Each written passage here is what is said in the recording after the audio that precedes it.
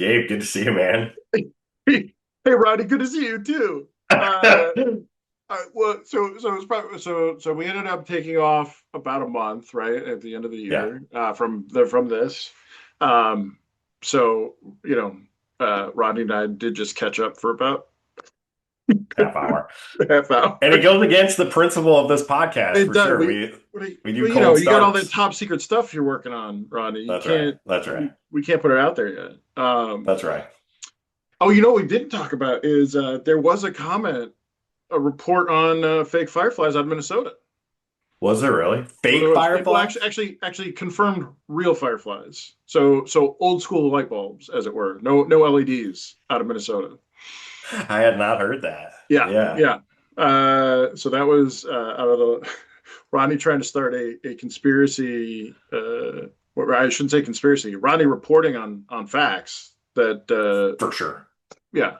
Yeah. Uh, So I had a couple people reach out to me and say, "Hey, I don't know what you're talking about. That's crazy. I've never seen that." So that's fine. That's easy to say in November, or December, but you better believe when June or July comes around, I forget when fireflies are. We're gonna re-report on this, and I'm gonna have like, "Hey, go outside tonight, see if they look LED versus incandescent."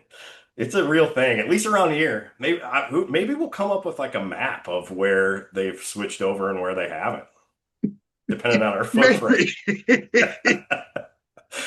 I Yeah. Yeah. Well, I think we were talking about weren't we just talking about like number of bugs in general or something? Is that how we got Number into of this? bugs. So, it's one of those things you don't pay attention until you hear it and then you pay Yeah. attention. So I've heard since then that that's a real thing, like It a is, very it's real totally thing. a real thing. Yeah. Yeah. Yeah. Well, I mean, and I'm sure we talked about it when we talked about it before, but like there's not a lot of fireflies, at least here, right? And I guess I live in a pretty urban area, but I guess when I was a kid, like I lived in Chicago up until I was about 10, and there were definitely fireflies in middle Chicago, so I don't Hmm. know. Like Yeah, I uh don't think we've dropped the number of fireflies around here. It's still like if we're out on the farm there's a on a lot. summer day, there's a lot of fireflies everywhere. All right. They're just a Um, little cooler temp because of that LED, you know? the more efficient. Yeah, exactly. I tell you, I felt some hot LEDs. Um, Oh, yeah. Yeah, that's a funny thing. It's the base that gets hot, right? the basics, yeah, Yeah. yeah. I in the greenhouse we use Mm. LED lights, and I remember the first time, like, oh yeah, there's water pumping up there to keep them cool, because Oh, obviously really? they're like super high powered LEDs. Yeah. Um, and I was like, wait, what? And Hmm. then, yeah, like they get hot enough that they got to run water through them to keep them cool. Um, yeah. uh, Yeah, it's LEDs. crazy. Just since I'm talking about it, one of the trippy things about the greenhouse, I've only been I go into the greenhouse. I don't know, probably once or twice a week because I'll go in and just grab a bag of lettuce, like if I'm working, and eat it. Yeah, My wife said that's that awesome. That's a the perk. kids call that like dinosaur mode or something. Like I don't know, just Do you put dressing on it or you just uh-uh. eat it? No. No, And yeah. Oh. so we have like these clamshells that are like 4 and 8 ounce. I'm talking like my kids now with all the likes. 4 and 8 ounce clamshells. But then we also have bulk bags for like food service. Hmm. Um, so I'll grab a pound and a half bag and just eat it all morning, like potato Okay. chips. It's mostly Yeah. water at the end of the day. Yeah, Like right. so, Fiber. It's like yeah, fiber water water fiber. It's pretty good for me. Way better than eating a bag of chips. That's for sure. for sure. Right. Um, so I'll pop in there. But somebody walked me through the other day, and I hadn't really thought about it. But like when you look up, the lights are different colors. They're not just Hmm. straight up white, and so the plants only need certain colors of the spectrum. So a cool thing about Hmm. the LEDs is you can just be like, okay, this is all orange or whatever light Yeah. color they need. Hmm. This is a little trippy, but makes sense. Like why would you waste energy pumping out a spectrum you don't need? And it like legit, I never thought about that. It lowers the energy cost, I Yeah. assume, right? Yeah, I, right. I mean, either yes, because you're not. Or puts more red, like more of the thing that they need, right? More Yeah, efficient. yeah. I think more efficient is ultimately the best way to think about it. Um, yeah, we're putting up our third facilities going up in outside of Nashville, Tennessee. Nice. I don't. I may have been in Nashville as like a kid, but I certainly hadn't been as an adult. It was a like I didn't have any. I didn't have many thoughts about it. Memphis, it's got good parts and bad parts. Nashville Yeah. overall felt pretty good. Uh, I'd go back. I told my Nashville wife, I used to said, be yeah, it used to be well, my favorite place in the world. oh It's really? that and kind of still is. God, the vibe there is so good. It's a little overbuilt now. It's way too expensive. But we started going to Nashville like 10 or 12 years ago. Okay, 12 years ago. And man, back then there was nobody in those honky tonks. Like you kind of had the place yourself. It was killer bands. It was all like small bands, like acoustic type stuff. Beers were like 350, which seemed like a lot, but it was manageable. The last time we were there, we walked into Kid Rock's bar. There was the band playing on the stage was essentially like Poison in the heyday of the 80s, right? Like smoke going everywhere and all kinds of stuff. And I ordered a round of beers, and the lady's like, it was like $80 or something like that for the people who were here. And I was like, okay, so I pay it. And finally I did the math and beers were like 9.25 a piece. It's just things yeah. change. I know. I, inflation. I don't know. What did you? Inflation. What was that trip? How long ago was it? Like a year ago or 2 years Okay, ago, yeah. maybe. Yeah, right. I mean, 20 years ago, 30 years ago, 30 years ago, a beer in 25 years ago, a beer in like Manhattan would be 10, $12. Yeah. Uh, and so, Yeah, I suppose. I mean we're probably paying $5 a beer around here in my head. But yeah, in your head, it these should be a small three. towns, Yeah, yeah, I can should be. still walk into a bar and get a $2 Busch Light in Dwight, Illinois, if you go on the right day, right? But probably on a Saturday night, they're $5 or whatever. Well, you were paying all that Kid Rock premium. Oh man, yeah, it was fun. Hey, look, it's fun. But that, yeah, But all the band, like every bar had a good band, yeah, but to your point, like, I was surprised. So I was there with a guy I worked with went to college there, and I was surprised by like all the so many like all these like luxury brand hotels. It was trippy because the town's not that big. right, Uh, exactly. Um, anyway, I thought it was a nice place. I told my wife, I said, I don't know, we'll go out of our way to go back there, but if Yeah, we have an excuse, it seems like a good place to go for a weekend. were were you at Broadway or did you go to other places? Mostly on Broadway. Okay, yeah.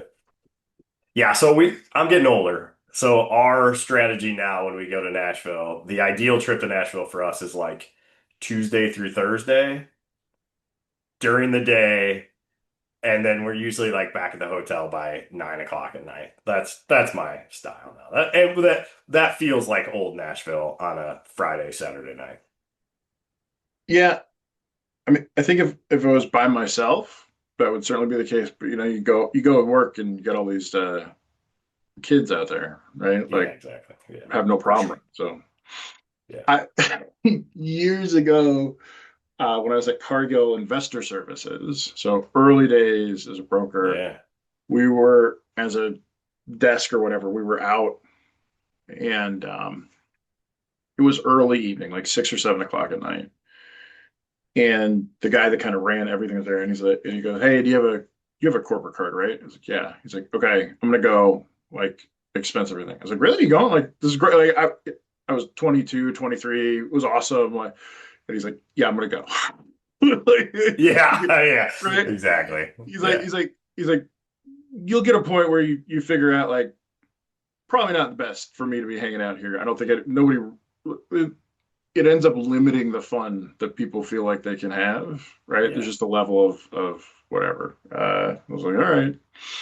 I got along with him well, so that I wasn't doing a lot of Yeah. self-regulation in that, with regards to like, oh, the boss is there. I can't, I wasn't doing anything terribly idiotic at the Sure. moment anyway, but yeah, you kind of, I understand now what he was talking about. How old were you, do you think, when you made that switch? Like when the first time you said, Hey, do you have a corporate card to the young kid and left? Uh, oof. So I don't know how I want, man. So I can tell you roughly. It was when I took over running the producer trading desk. And it wasn't like that day, but there was a we had gone on a as a as a whole business, not just the desk, had gone to Chicago for offsite meetings. We're out at night, and I think the transition had happened, but it was like literally days old, and so it wasn't really a thing. And we were just out, and I realized like that is when it dawned on me. Yeah. Um, and and I intellectually understood it. Went back to the hotel room. Was very, but I was. It's frustrated is not the right word, but I was bummed. I was Bored, right? You're bored in a a little hotel room, bored. right? Yeah, like I Yeah. wasn't super tired or anything. I was like, Yeah. but makes you want to give that space. Um, Yeah. so Yeah, uh, I don't remember where or when mine was, but for sure it's a thing. I mean, I have made that switch 100%. Time to go home. so you remember the old national sales meetings Oh yeah. at Yeah. I Cardi? didn't go home at those. Well, Yeah. so I rarely got invited to them, just because I was a Hmm. junior guy on the desk, and so Hmm. it was just kind of the way it was. I remember I don't know, I probably went to like three or four of them, but I remember when I got invited to the room where the guys were playing cards, like that was like a big that felt like I I felt like I like had a place, you know what I mean? Yeah. Right. That was cool. Yeah. Yeah, I Yeah. always thought it was fun. I forgot you guys didn't get to go to all of them, but we did Well, Minneapolis so there every were other CRM year. folks at all of them. Just Got it. Who like was there? I was a junior trader, right? Like Yeah. Yeah, it was always fun meeting the CRM guys. You know, you like talk to them randomly. They were always the smartest guys. You know, they knew options and, it was like the non-traditional stuff. They knew it like the back of their hand, or at least pretended they did. And I don't know. it was fun to pick their brain. Yeah. Yeah, we knew our stuff well. Yeah. Yeah, exactly. What? But it was funny. I always remember coming home from those saying, "Hey, the real learning happens after the meetings, right? In the bars and whatever." And I think that's right to a point, but once 10 o'clock hits, always learning anything. Right. Well, it may not be learned, but I think one of the frustrating things I have with the more corporate type of meetings like that is I do think the real value is actually just the people talking most of the time. Getting to Like know each other. rarely, nobody wants to sit and get a lecture, or not nobody. Rarely is 50, 100 people getting a lecture on something super helpful. Certainly Yeah. not for 2 days. Um, and so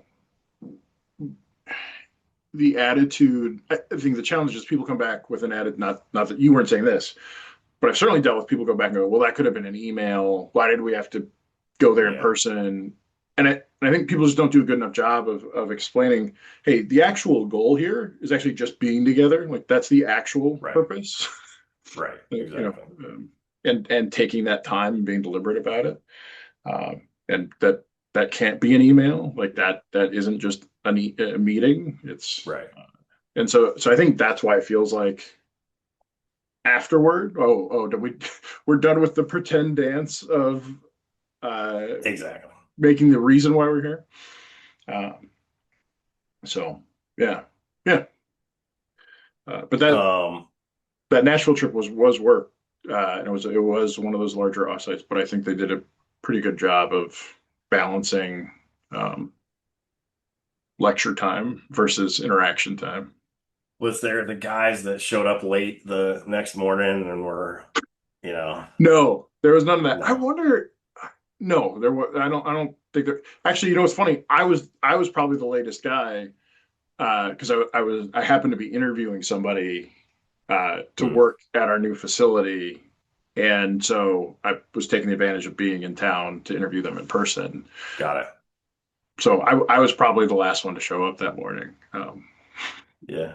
but not. Well, I'll tell you what, if you ever need, outside consultant to come in and take a look at your Nashville facility, I'm your guy for sure. I can work that out. I You know what? I will tell you what. if you're down there, you should let me Yeah, know. for Like sure. it Yeah. so it'll I think it's going to be up and running by end of year, as an end of 2026. Yeah. It's moving along really, really well. It is really cool. I mean, it's funny. I think we've talked about this before, but like being in ag so long, this is just a very different part of ag. Yeah. But some of Right. it, some of it's stuff like it's a big glass building, growing lots of crops. There's big machines. Like that stuff's Yeah. fun. It's fun. Yeah. It's cool. Like Yeah. Yeah. we went to the site and it had just rained like a day or two ago, so it was muddy as hell. Like guys driving around in ATV. So, Yeah. and we're traipsing around in like our business casual. Right. Hard hat on, even Yeah, though nothing's in the air, kind of thing. Yeah. yeah. So So um, the lettuce thing, I maybe I've told this story already on here, but I was in this Illinois Ag Leadership Program, which is a great program if anybody's ever looking at ag. Talk to you about it all day long. It was fantastic. But as part of it, you go all over Illinois and just learn about all the agriculture in Illinois, right? So for me, agriculture is row crop corn and beans, right? And even I'm guilty of saying like Illinois is row crop corn and beans, but it's not. There's a lot going on. So we go to this vegetable farm. Backstory, which I think I have said. did you go to Fruitland? I can't remember what the name. No, it definitely wasn't Fruitland. It was some Okay. family farm operation. But I had a hydroponic lettuce set up in my basement. Have we talked about that? I don't know if we So talked about on podcast, but yes, I'm aware that yeah, you had a hydro yeah. setup. Yeah. So and it was small time, and it was the most expensive lettuce I ever had. But this guy, so we show up to this produce farm, and it was like produce out on the farm, right? That's what it was. And they're the owner of the place is leading us through it and he's showing us everything. It was cool. Well, then we just like walk past this gigantic hydroponic lettuce like thing. It was gigantic. And I looked at it and I saw exactly what that guy was doing. So it was on a rotation and it was like a 30-day rotation where they moved all these plants to the left and then they'd harvest and they'd start over, Yep. you could see it. And I raised my hand and I was like, "Hey, can we learn a little bit about this lettuce operation?" And the owner was so annoyed. He's like, "That's Jeff's project. Talk to Jeff." And like he's like, "I don't care about this or whatever." So at lunch, I made sure to sit down with Jeff or whatever his name was and talk about that whole hydroponic setup. It was awesome. I think it's great. It's incredible. I mean that's basically what we've got going, right? Like it Yeah, takes right. 25, 28 days to move the lettuce through, and yeah. Yeah. But I took Lucy, my youngest, in to the greenhouse on Christmas Eve, because Okay. I was working and she didn't have school, and she pleasantly surprised that she's like, oh, this really is cool. Like this, Interesting. she thought it was That's pretty super neat. cool. So Do you so little leaf greenhouse, cool enough for a 12-year-old. Like Yeah. that's Last lettuce question. Are you growing them in a medium or is it in it's in a like substrate. it is? Uh, Yeah. that's a combination of like peat and wood and dirt, Yeah. I Right. think. Right. We also use rock wool sometimes. They're always trying different stuff out. I mean Yeah. that's part of the business, right? Like you're always running experiments. Uh, it's kind of funny. I sit by the R&D people well, I don't really sit anywhere, but often when I when Yeah. I do take a seat, and one of my teammates sits right by the R&D people, so they've always got like containers of something like basil or something, or Mm. whatever arugula or whatever random thing that they're just running through. Sometimes they'll grow stuff because they just want to grow it. So Yeah. Right. like, oh, what's that doing there? Oh, we wanted some basil, so we grew some basil. Because turns out greenhouse great environment to grow stuff in. Yeah, for Um, sure. Yeah. yeah, and so you never know whether or not it's like just but whatever. And then they get all the other weird stuff because we were a pretty solid operation. We do get people looking to partner and say, hey, can we test this out? Mm. There are certain varieties that grow better in our greenhouse than anyone else's. Mm. So those companies will want to come in and take pictures of their crops in our greenhouse because they look Got it. good. Mm. Product being the seed variety, like the seed Yeah. company. Yeah. Yeah. Right. Hmm. So Um, so how was your Christmas, man? uh Christmas was good. Uh, Yeah, it was super chill. We don't travel anywhere for Christmas. My wife made a good rule when she got pregnant that we're never traveling on Christmas. Mhm. So we've been home. Uh, it's it was good. People, I think everybody was happy. It was a low stress day. Good. Um, no tears. So I think that's 2 years in a row. Nice. What do the tears normally come from? Something broke or they didn't?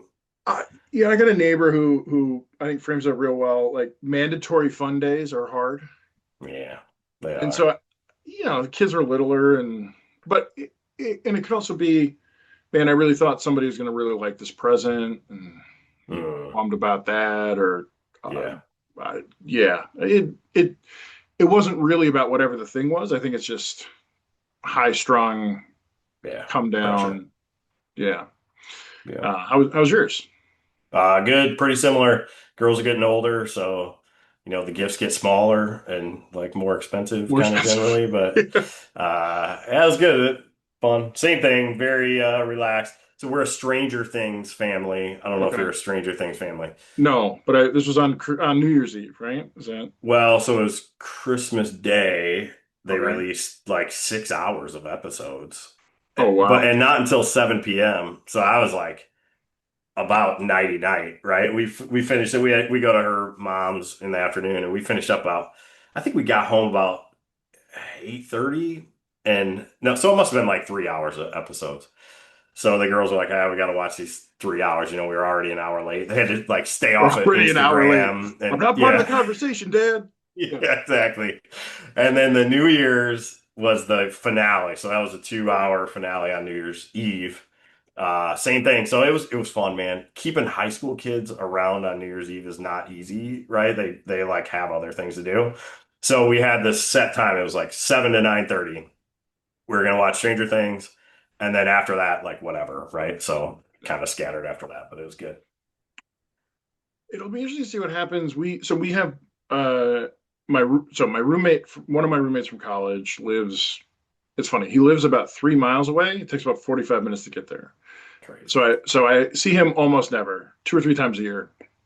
So one of those times is New Year's, and so there's a good friend of his that he made in med school, who now is our friend. Like that couple is our friends as well, and so they host a New Year's party for so it's families. So we all have kids around similar ages, and they have a really they have a good space for it, and so we've been doing that for, geez, I don't know, probably 10 years, give or take. I'm not, Yeah. but like a good chunk of time. And uh, I'm Ellie, my oldest. They're 15, so they came with, like, seemed to have an all right time. There's a Yeah. couple kids a year older than them. They were there, it'll be fascinating to see if that holds Yeah. through. Right. Uh, Yeah. yeah, we I mean, haven't. if you're keeping them around at 16 and 17, good on you, man. You guys are much cooler parents than I am, for Well, sure. I think if it was us, they would not be hanging out. Got it. I think a core part of it is there are these other, Sure. peers that they get to hang out with. Yeah, right. Right. Um, and, and I think it's probably a little bit novel because, even like, again, they live fairly close by but have a totally different high school experience, and so Sure. um, Right. some cross pollination. Uh, I was super happy. Ellie's in crew now, doing rowing. Okay. But they're pretty short. They're about 5 feet tall. But they're actually probably like 4'10", and they do the coxswain job. So that's the person on a really long boat that doesn't row and yells at all the Okay. rowers. Oh, yeah, that's a great job. The general. Right, right up Ellie's alley. Yeah. And but they I they've developed a really good work ethic around working out and practicing. So they take it really seriously and do all that, but they also work out really hard. And so I think, like, their goal is, the idea being, if you're going to be in my boat, you better be better than me at rowing, because I'm 4'10" and you're coming in here Yeah. at 5'8" or whatever. Like, you should be better than me. That's awesome. And I think that's what they're trying to get to. This is their first year doing it for a full ever, and so they're Yeah. whatever halfway through the first year. Um, but they've been working pretty hard. So there was some winter challenge or something where they get points for doing different workouts, running stadiums, stuff like that. And man, they busted their ass. And so they tied for first with somebody else. When they got to the very end, like the last day, they reached out to the person that was like, so it was like them and another person, and then everybody else was kind of like, wait, Oh my wait. God.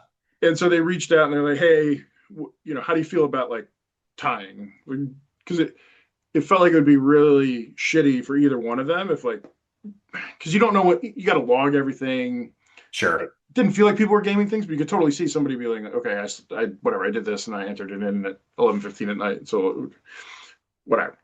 So they ended up agreeing to tie.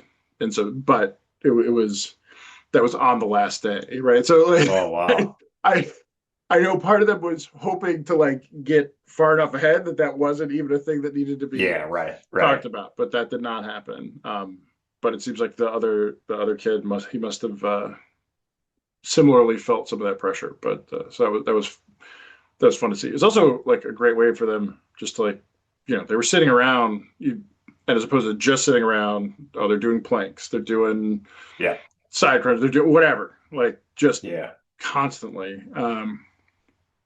So I love it, man. It's good if you can get those kids to get that ethic like that around competition and working out. That's not everybody has that. Speaking of um, that, any New Year's resolutions out of Gabe this year? You a resolution guy? we don't. I don't do resolutions. No, I think at this point we've largely squeezed them out. I dislike the idea of an arbitrary day setting the thing. I Um, suspected that was going to be the answer. I did. I did hit. I did a 2 hour ride over the break and hit 45 miles in 2 hours on the Peloton. Jeez, That felt that's crazy, man. that felt pretty good. Because I'd taken about 3 months off riding the bike and I've been building back up.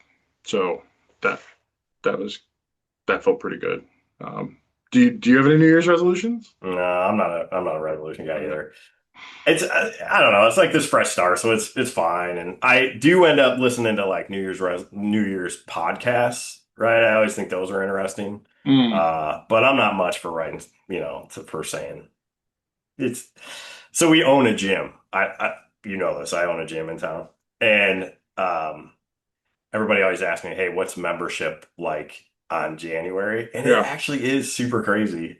And then, a lot of them just fall off. So I did a post on Facebook the other day on my personal Facebook post and was like, "Hey, I know people are looking at resolutions, right? Whatever." And the main thing about working out is that you just work out, right? Like that is the thing that I've learned. Like if I feel like garbage, and Wednesday I felt like total garbage, but I just work out. That's what I do. So I went to Yeah. my class, did 25% of what I would normally do, right? Just moved and got going.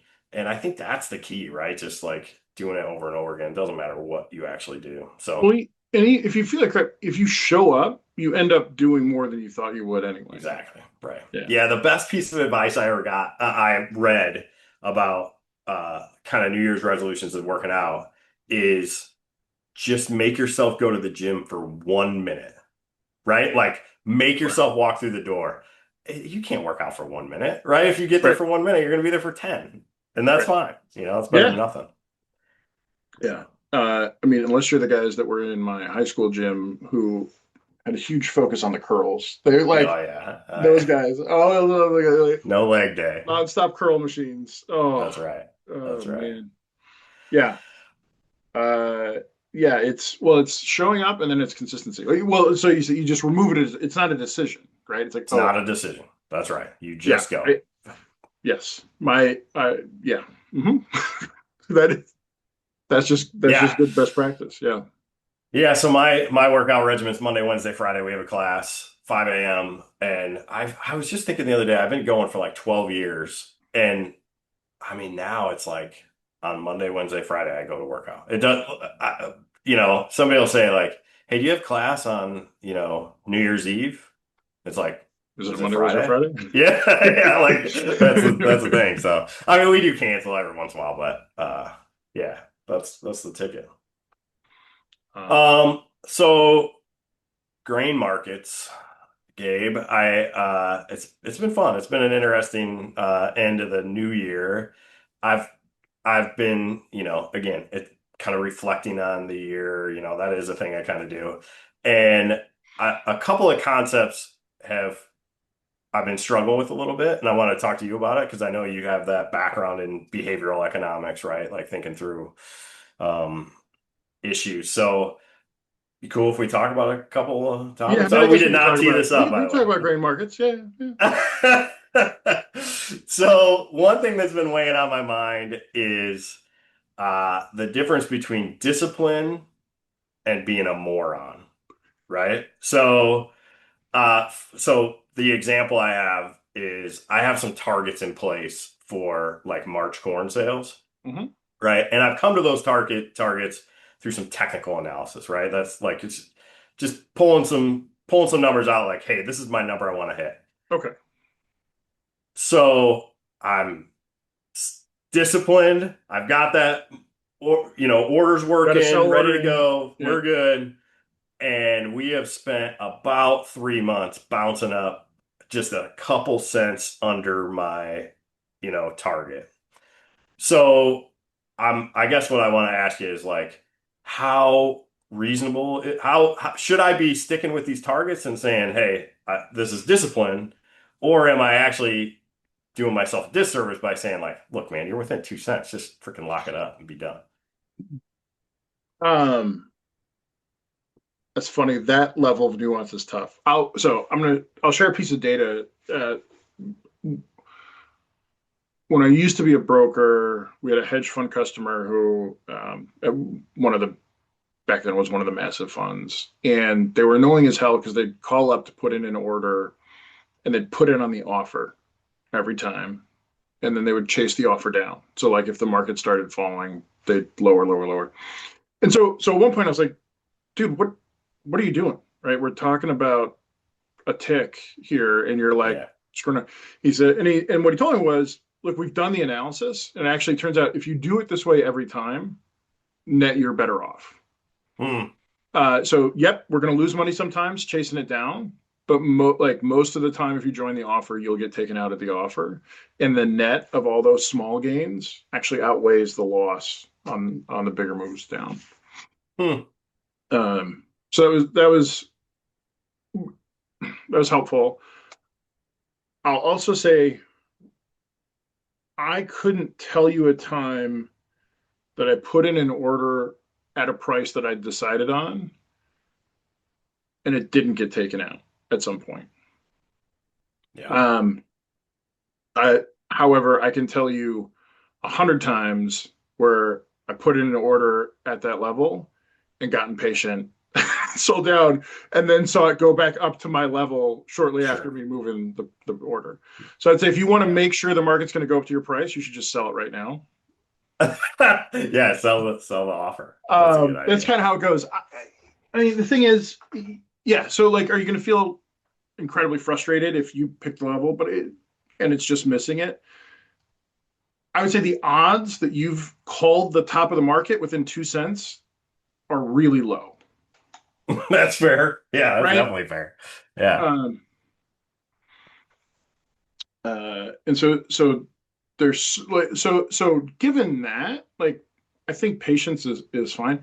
If I don't know if I mean the other component that you haven't talked about is goals around. Sorry, I'm trying to mute my phone here. You probably want to mute. We probably want to time box when you want to sell stuff. So, if you're not hitting, so you've got orders in, what percent of crop, or like, are you working to sell at these I levels? mean, like 10 or 15, right? Nothing Yeah. crazy. So like you should also know, oh, I remember when we talked to Nate, right? I want to have this much sold by this period. So you should know that too. And so I think if you've got that double trigger, right? Okay, if it gets up to here, I'll feel good about selling whatever 3% at a time at these different levels. Yeah. And by the way, if it's not done by then, I'm going to put in some trailing stops and just let her Mm, take me out. That's what I would do. yeah. Because it, Yeah, the trailing, dude, I love trailing stops. You taught me all about trailing stops. No cash grain company will run a trailing stop that is in my area.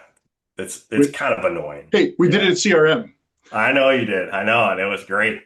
Such a great Uh, move. it is one of the best risk management tools. Full stop. No pun Yeah. intended. Hey, so why don't you explain the trailing stop to folks? Sure. Yeah. So trailing stop. So in this case, we're talking about a trailing sell stop. And so first, just to refresh everybody, what a standard stop order is, it's short for a stop loss order. So it comes from if you it used to be if you owned an equity, so whatever you own, Apple stock, and you wanted to get out of it if it dropped below a certain level, you'd put in a stop loss order. And so if the market traded at your stop loss level, the order would automatically execute and sell out of your position. So that's where it comes from. So in this context, we're talking about based on futures movement. Obviously, we're not selling out of an equity. We're pricing grain, and so a regular stop we could put if so where's the market where's the level you're 444 trying to sell? March right now. Yeah. What's that? March is 444 last day. 444. So maybe you could put in just a regular stop order at 425. Yeah. And so what that would mean is if the market traded down to 425, you would sell out at whatever the best available price is below that. Now, that doesn't, mean you're going to get 425. Right. You're going to get the best available bit below that. We could go into the technicals of how exactly an exchange executes those orders. There's a whole thing there, but ultimately, it does let you basically protect that level. So if 425 is what you have to have, you shouldn't work a stop order at 425. You should work your stop order at 427 or something like that, just to make sure. If that really is for some reason a Yeah. critical price for you, you don't want to work your stop at that price. Sure. Rarely are we playing with that type of margins, though. So that's how a regular stop order works. A trailing stop order is this cool thing where you put it in and you say, I want my stop level from the moment I put it in. I always want it to be some amount of distance behind whatever the highest price that's ever traded during what since the order's been in. So if I put in the order right now, I could tell it to be, hey, I want to trail 30 cents. So if the market ever retreats 30 cents from the highest price we trade, get me out. So if we're at 440 right now, you'd put it in, it would start at 410. And then if the market runs up and it goes to 445, my stop order that's trailing by 30 cents goes to 415. And if the market comes back down, my stop's at 415. And if it ever falls back that fully 30 cents, it'll trigger my stop and I get out. Some of them will let you do it on a percentage basis as well. Like you could be 10% behind whatever the high was. The reason it's so valuable is it's a great way to let yourself take your eyes off the market, especially in situations where market's running and you're like, I don't know where this thing's going to go. Yeah. Uh, most people have an idea like, okay, if we retrace 10%, like okay, we're trading at $5. Boy, I really would feel like a jerk if 450 got away from me. Like, let me put a trailing stop at 10% behind or 50 cents Yep. under. And if the market keeps going up, great. The trailing stop just follows it up. And that's a big, let's be clear, 50 cents, big move. And so if it Yeah. comes all the way back down there, great. And the other thing is, especially if you're doing it on the future side, you can always buy back in, Yeah, that's the thing, right? right? Yeah. So I mean, you always, so I'm sure we've talked about the classic question when somebody's like, oh, I don't want to sell grain here. Like, oh, would you buy grain here? Like, it's such a, Yeah. Right. it is shocking how many times the answer to that is no. I'm not going to sell here, Exactly. but I'd never buy here, right? That's Um, right. and so it kind of forces you to make that decision then, because so market comes out, takes you out, and you're like, oh, I think it's going to go back up. Okay, really? Okay, so it's great because it forces that discipline to decide whether or not you're going to buy back in. And rarely are any of us sitting so close to the computer that we see that come in and we're like Yeah. immediately jumping in and buying back. It's like, well, what's happening that happened? It kind of, uh, Right. for most folks, will force some reflection on current market context. Force a decision. Yeah. Yeah. So Sorry. no. Yeah. Well, okay. So just to recap, Ronnie's like, hey, we picked these levels. Boy, we're just not hitting them yet. One, I don't believe Rodney can call the high within 2 cents, so I'm sure he'll get taken out. Two, if he wants to guarantee that we trade that level, he should just sell now. Three, he should pick a timeline when you want that 10% marketed buy, and if it doesn't happen by then I'd put in that trailing stop strategy. Yeah. Nice. You happen to mention, that one of the things about getting stopped out is it forces you to make a decision. It forces you to stop and be like, hey, did I want that? How do I feel about that? Maybe I can buy that back and like whatever, you're out of service fee if you do. I noticed the same thing with when we rolled from December to March, right? So, again, there's another thing I want to talk about. Lots of basis contracts, not happy with futures. We all think futures are going to go higher. So we've got these basis contracts off December, and for months, it was like, oh yeah, basis, just leave it on basis. No, everybody's comfortable with basis. And then all of a sudden, you get to the last few days of December, and their merchandisers are calling them up saying, hey, you got to roll these or price them, right? You're like forced to make a decision. And it instantly changed the conversation with all these guys because it's like, hey, I'm sick of having this basis contract. I'm just going to price it.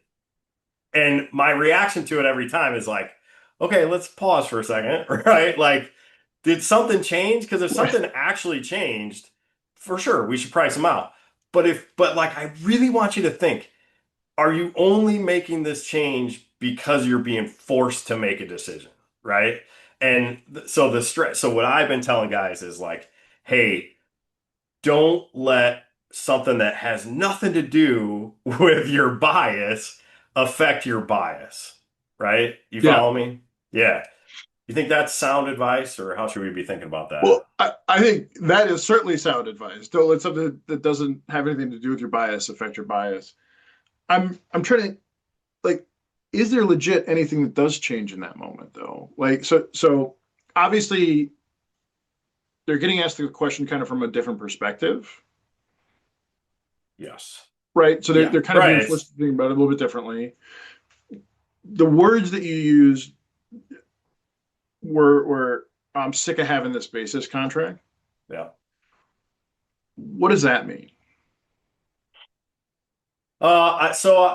It means a couple things. So one, I think it means I'm sick of having this thing hanging out there that I have to do something with, right? So that's like a thing. It's like a task at the very least. But honestly, I think the reality is what happens in this role is that basis goes from 10 under the Dece to 22 under the March, right?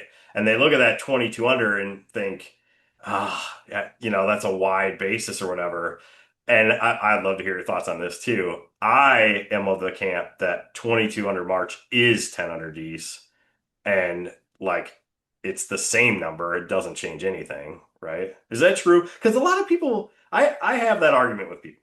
Well, I mean, well, so it's a different number. You're saying on an NPV basis, is it the same number? I think is what you're Yeah, saying, yeah, right? So probably, right? Like, I mean, what we're talking about, 3 months of storage and interest. yes. So Yeah, interest is a calculation you have to, yeah, yeah. So yeah, I mean, it does seem like it's the same, and so I think so when you're going, I mean, how often? So if I've got if you and I are working together and I have a basis contract and I set it whatever in September, October or something, and we have was our plan to do basis just because we were waiting for futures to do something, or was our plan to assume that we're going to end up rolling it out? great question. So what I try to do is essentially look at the cash market in two different ways. Like, is basis good? Is futures good? Right? So I have futures targets, I have basis targets. If I reach my basis target, I just lock in basis. Again, it's like the fact that I'm locking in basis shouldn't make me lock in futures, Mm-hmm. right? Like they don't really have anything to do with each other. Right. So essentially, I am independently encouraging guys to make futures and basis decisions. Mm-hmm. Um, so if like just to really bring this home, basis has been really strong in my neck of the woods. So like no brainer, lock in basis, get it done.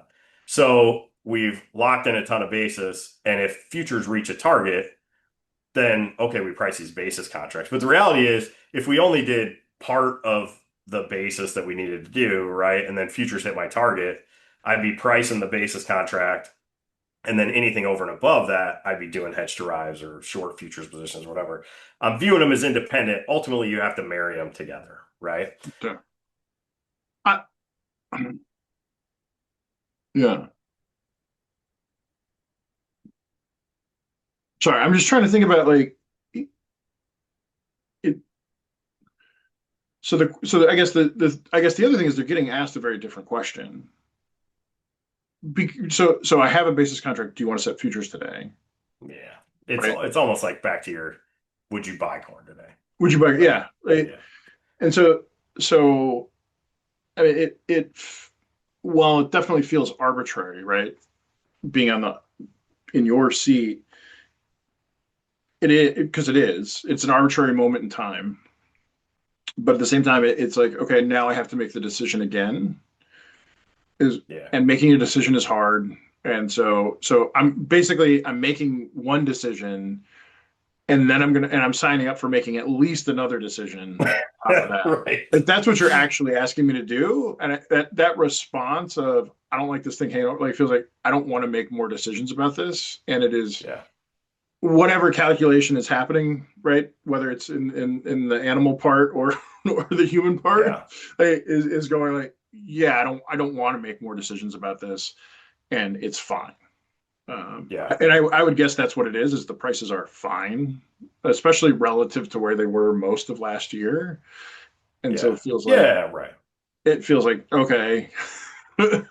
Yeah. um, uh, So it's interesting. You mentioned arbitrary time frame for two things now in the last 20 minutes. One was for New Year's resolutions, mm, right? And one was for pricing a basis contract. And I think the way I think about it is I think this has been super helpful. So I view it as a futures decision, right? So the fact that like I have to roll it, it's like not a decision for me. It's just like showing up to CrossFit on Friday, right. right? Like Yeah. I don't like We futures have have not hit not the reached my target that we target. I'm wanted. not going to do it, Yeah. right? So like whatever, it's not a decision. But now I can see for a farmer that feels like a decision, right? Like I Yeah. am physically doing something. Well, and like that's the hardest thing about like pricing stuff is well, and this is why you wrote the smiley face on the contract. Like you're making really clear to people that they are making decisions. I, it is the classic extreme, like the hyperbolic version of this is look at all the stocks I didn't buy today that went up, Yeah. right? Oh Yeah. my God, there's so many stocks that I didn't buy today. Oh, Yeah.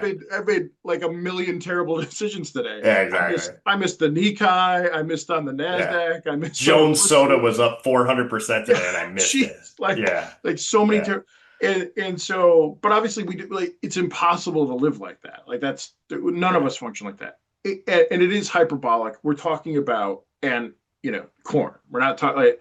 And I'm sure most of your guys are looking at corn every morning, like or at least Yeah. know where it's at, right? They're getting a text that Right. says, "Hey, this is," and so it's a little bit silly, but at the same time, it is kind of like there's a big difference to feeling like things are happening to you versus that you're making decisions to make them happen.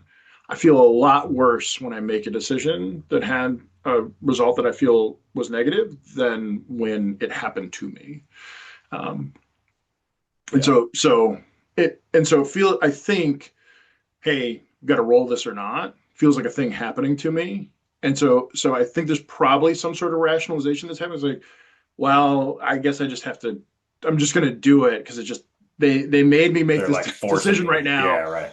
Fine, like yeah, that's kind of what it feels like to me based on what you're talking about. So is that the right way to do it? No, it's not the right way to do it, right? Like that. Yeah. But I assume Sure. that's why you're there. like, Yeah, right. That's what I hey hope man, so. like Yeah. this is not a good way to make this decision. Yeah. I think the way to get ahead of it is start talking about it a month before the call comes in Yeah. and just saying like okay like hey this is going to come in we know it's going to come in and we're going to start getting calls in 3 weeks. What's the plan, right? Do And because I'll that tell you way the thing, I'm better at the price plan the thing you've said a couple times to me on camera and off camera today is the time boxing, right? Like, I think that's probably the piece that I'm missing. So back to these December basis contracts. If you have this discussion with guys, hey, discussion on price, right? Cool, that I'm comfortable there. All right, how about another discussion on time? Because at the end of November, you're gonna have to make this decision. Let's make it now, Yeah. right? Like, yeah, Yeah. You should know, and nobody wants to because they're not being forced to, right? We all love to yeah, procrastinate. yeah, right, Yeah. It I think that's why a lot of working with farmers on actual pricing stuff comes down to cash flow, right? Because yeah, that for cash flow sure. informs your time boxing most of the That's time, right. or at least sets the limits on it. And so, I mean, that's the other thing. I could totally see being in a position where, look, am I underwater right now? No. Would I rather have another $100,000 flowing through? Yeah. Like, Right. will I sleep an extra 15 minutes tomorrow night because a check came in? Probably. Like, Sure. it could Right. be that too. Um, I, which also has a ton of value, right? Like lowering stress levels incredibly. For But that's sure. why you want to pull making that decision out of the moment. Like the further back you can pull it, the less stressful the decision is, and then it's not even a conversation in the moment anymore. It's not you've removed it from being a decision because you already made it, and you made it in a way that you're extracting. You're limiting as much emotion as you can from it, and making it more of a calculation. Yeah. Um, Yeah, it's interesting. So that's it's funny. That's where I'm at in my head, right? I've made that decision. I know, like, yeah, we just roll it. It's getting that to the next level, right? Helping people understand that this decision is made, or we need to align on this decision, but it's done kind of ahead of time, right? yeah, Yeah. yeah. S- So, you mentioned earlier, before we were recording, by the way, that you could sum up grain marketing in like a one-page Oh, document. what Uh, would we hand people? yeah, well, so you would give whatever context you're willing to share around that. Well, so Rodney and I were talking about business books and things like that, and like, oh, there's no good book on grain marketing for like for really for a farmer. Yeah, There's a lot of materials out there. And I was like, and so I think Rodney, you're of this opinion as well. I don't really read business books anymore. Most of yeah, them feel like they could be a pamphlet, or maybe a couple pages, and they've just fleshed it out because somebody told them to write a book. Um, and I said, there's like a version of us talking about this stuff, which really is a page, and it goes like this. It's come up with a plan for what you're going to do, write down the plan that you're going to do, hand the plan over to somebody else that you respect and is not involved with your business. I'll come back to that one. And then check in with that person regularly and you have to tell them what you've done or haven't done, more likely, and have a discussion about it. And like that's it. Like if you're doing those things, you're probably running a really healthy operation. People fall off all the way along, like anywhere along there, from coming up with the plan to start with to writing it down. A big one is telling it to somebody else that isn't part of your business. And years ago, when I used to go around um, doing the behavioral economics lectures as part of the Cargill Pro stuff, the pro pro pricing. pricing signups. Yeah, Um, like one of the key things that I tried to hit on, and like pro pricing is kind of a way to do it, but really it's finding somebody who isn't emotionally invested in your business. And the reason for that is if they are really emotionally invested in it, the same things that you struggle with, they're going to struggle with. So we might have like a partner, right, who's like super smart and everything else, but like if they're my partner, whether it's my spouse or like my business partner, like they're vested in the financial right. decisions here They a little also too hope corn's closely. going to go up, Right. right? Yeah. Yeah, We're right. all rooting for it. And what you need is that person that's going to tell you, like, hey, this is what you said you were going to do. Why aren't you doing it? And when you go, well, I think it's going to go up, they don't go, yeah, me too. Or Yeah, that sounds right. amazing. They go, they ask you the next three questions. Well, why do you think that? Like what's happened? Because we haven't gone up, Yeah. or whatever. Like that's the most common one, right? We don't sell, Yeah. presumably because we think it's going to go higher. So okay, let's talk about it. Yeah. Right. Uh, and so figuring out who that person is. So that's why, Rodney, that's why you got a job, right? Like Yeah. that's why the risk management business I was in at Cargill existed. Those are ways. So Rodney's a person you can lay that off to. Using tools like averaging tools or things that set floors are another way to effectively do that. Yeah. You kind of hand off that decision making, or not hand it off, but that's how you're executing against that. And then I guess the last part that we talked about is reviewing the whole thing, right, and figuring out how do you make a better plan next year. Yeah. Um, that's it. Like, And I agree, man. It sounds simpler than it is. So one of the things we talked about was, for 20 years I've had guys telling me, oh, all the professionals like, oh, you got to have a marketing plan. You got to have a marketing plan. It's got to be written down.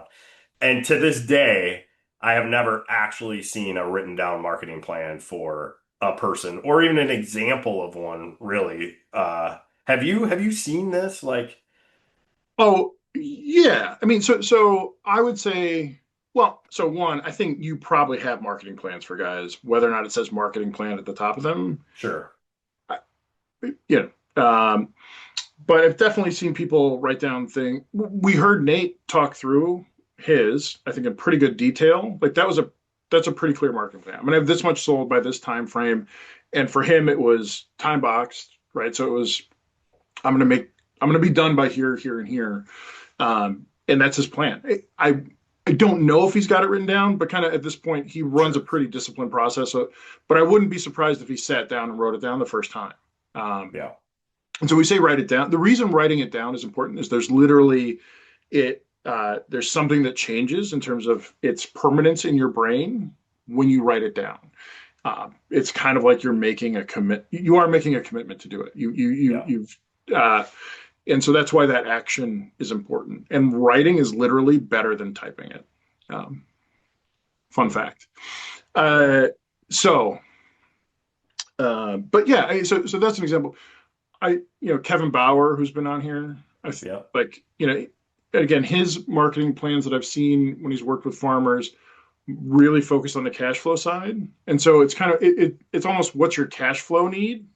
And that then creates the marketing plan. But that's a little bit different because it's different when in the consulting role to the person. Like it may not be that you're writing a marketing plan, but it's probably a grander plan. I'm trying to think. There have definitely been guys over the years where I've said like they have plans, but they aren't. It doesn't need to be super complicated.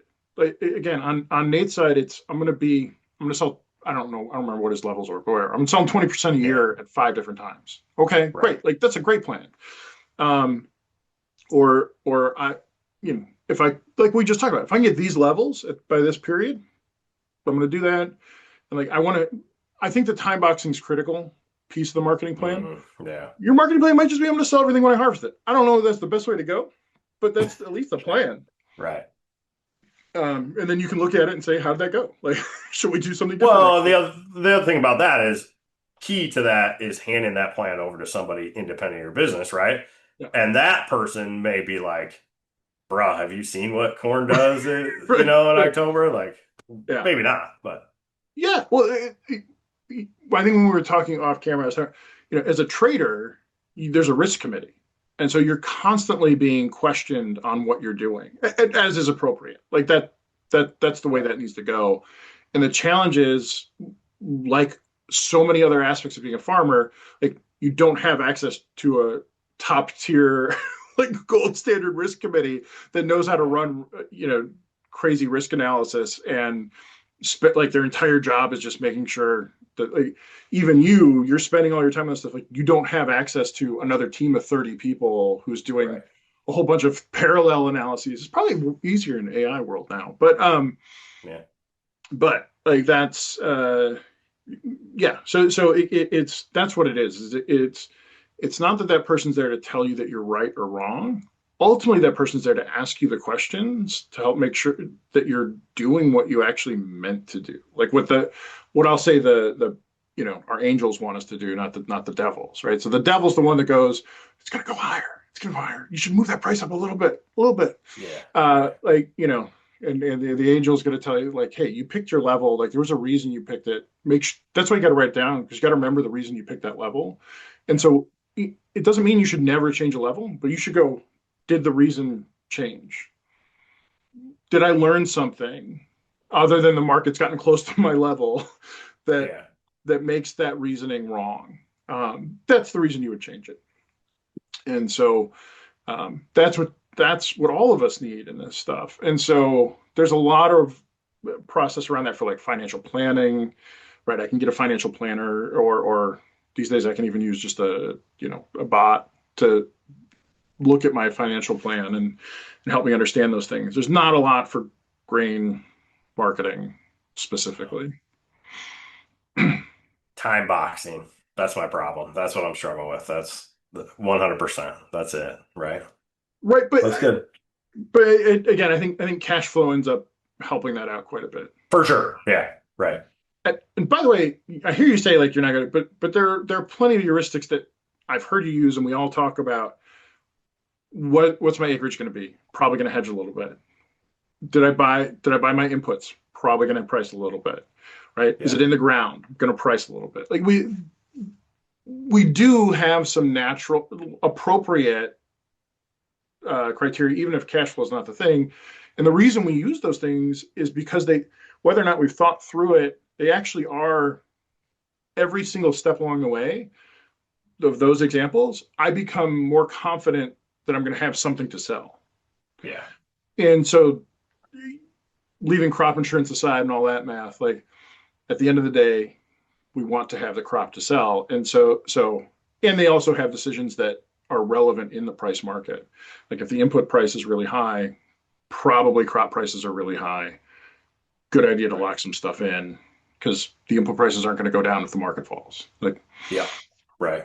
stuff like that. Right. So I do think there are some built-in ways if people are deliberate about it, right? And so whether it's cash flow needs, whether it's core farming decisions, um, those are the things we use. So you probably use more than you realize, like even though you're not calling it time boxing, but Yeah. being but that I think is what elevates people from closer to being professional from a trading perspective, is the more structure you can put around how you make those decisions.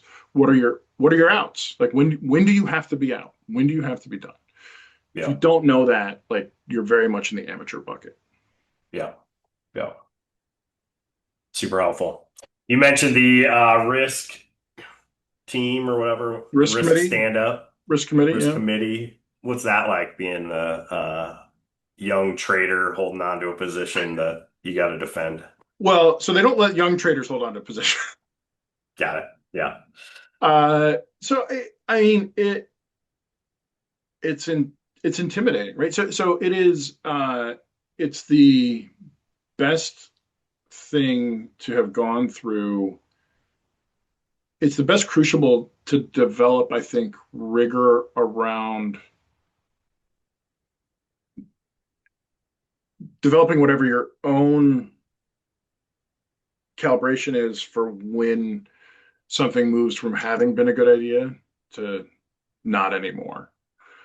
Because you don't want to be forced out of a position, uh, and and so and by the way, if you don't have conviction around your position, like you're not going to stay in it. Like you will fold. Mm.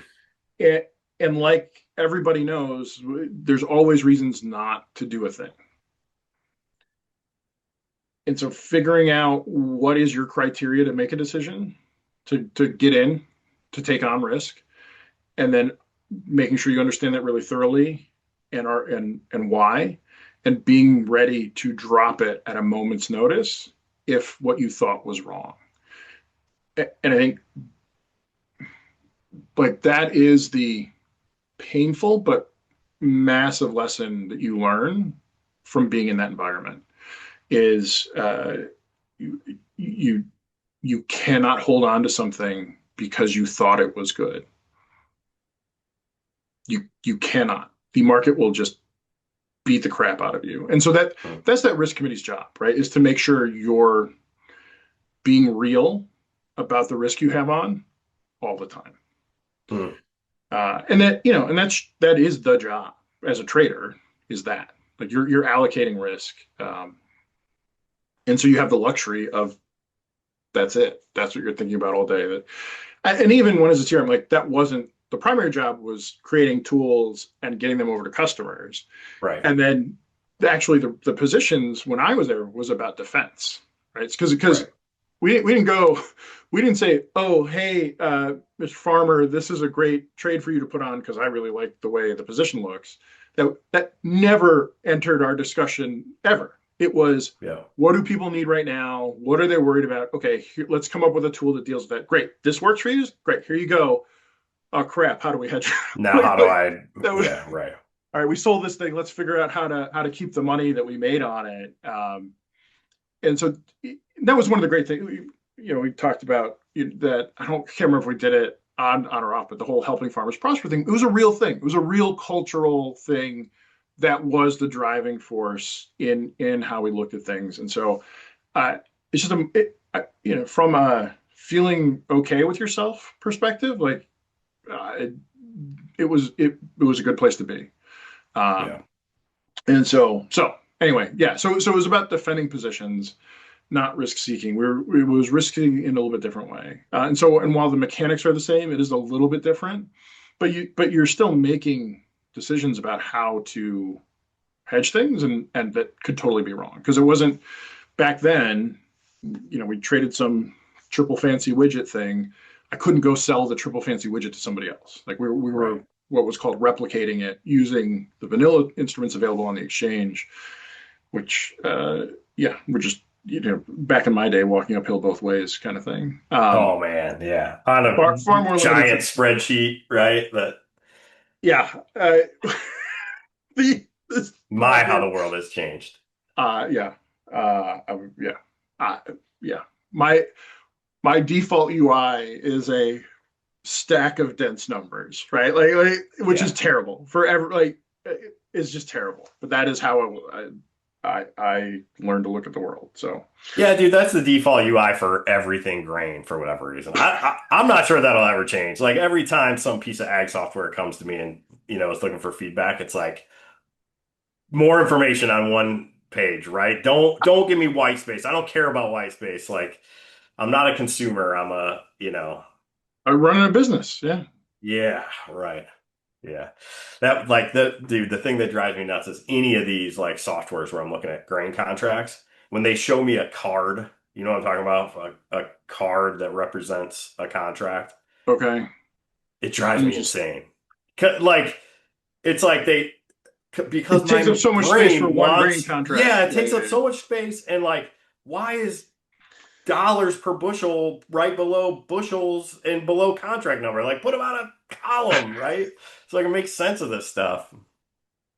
Yeah, whatever. Yeah. I'm an Well, old dude. it's fine. We're building software at Little Leaf to help the pack house run operations, and so I had put together. So I'm ultimately the product guy there, right? That's Yep. one of the hats that I wear in my seat. And so working with our engineers, and I put up on the screen, I was like, what was basically a spreadsheet of what I think they want to see. But I also said, as by the way, if you give me something that looks like this, you will have failed in designing Yeah. the right thing for these guys. And they're not looking at 1,000 grain contracts. They're Right. it's a much smaller, but it is like but on the other hand, like I don't know how else to talk about this to you, like to Yeah, you engineers, exactly. right? This is Right. so. Please be better than me at this. But yeah, I agree with you. Like for lists of assets, yeah, good God, it's a spreadsheet. Like why are Yeah. we? Yeah. Yeah. Yeah. So Hey, joblessness reports came out. Is that right? I don't know. Just recently, I figured you'd be tracking that. I got I took I took from Christmas to New Year's Good for you. through early this week off, and I probably did the best job I've done at taking off. Awesome. Um, I'm pulling it up here now. It looks like it was a non-event. Um, Non-event. Yeah. basically in line with expectations. Um, Yeah. yeah, I like I said, if we can hold through this month, I think things are probably okay. Yeah. Um, I saw some reporting that, like on a macro level, they don't think economic expansion this year will keep up with inflation, but like you're looking like two and a half on the expansion side, and like two and a quarter, two and three quarter on the inflation side. It's not tragic, it's not great, but it's not oh shit. And Yeah. given the strength the markets held on to through here from on the equity side, like probably going to be okay. Yeah. Um, so Oh, anything else jumping out at you on the markets? Like it's been a I don't little think quiet, so. which is all right. Yeah, it's been quiet. Yeah. Big WASD report on Monday. So that'll be the final production numbers for corn and beans. Final. You got to put them in quotes every time. They'll So, revise it again in August. Yeah. yeah, exactly. I think, could be potential wild card, but I'll tell you, looking at the price of options here, Gabe, the market's saying this is a non-event. We Yeah, yeah it's nothing. we know Yeah. what's going on. There's a crop. Don't So worry about it. an at the money call option. My quoting thing is weird right now, but something like an at the money call option for a March option. So it has like 45 days to expiration. Hmm. Probably more like 35 days of expiration. Is trading at like uh 16 cents right now. You got to tell me what vol that is. That Uh so 27.96 is what it has for implied vol. 20. So I would say 27 is a Historical pretty high vol. vol So it's like for 14% historical. okay. Yeah. Yeah. All right. Yes, that is so. So yeah, I would say high teens for this time of year would, if I'm remembering correctly, for March would probably be normal. So yeah, it's Yeah. pretty soft. Feels like a Um, snoozer. yeah. Sorry, getting a little stiff, getting old. Yeah, that's all right. Maybe we should call it. Yeah, we should wrap her up. All right. Happy New Year, Rodney. Happy New Year, man. Good to see you. Good to see you Have a good too. one.